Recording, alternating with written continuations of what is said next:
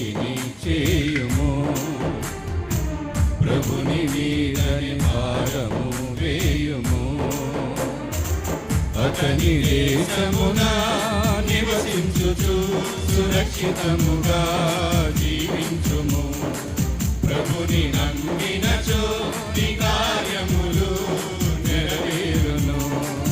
అతని దేశమున నివసించుచు సురక్షితముగా జీవించుము. ప్రభుని నమ్మినచో నీ కార్యములు నెరవేరును. ప్రభుని నమ్మి మంచిని చేయుము.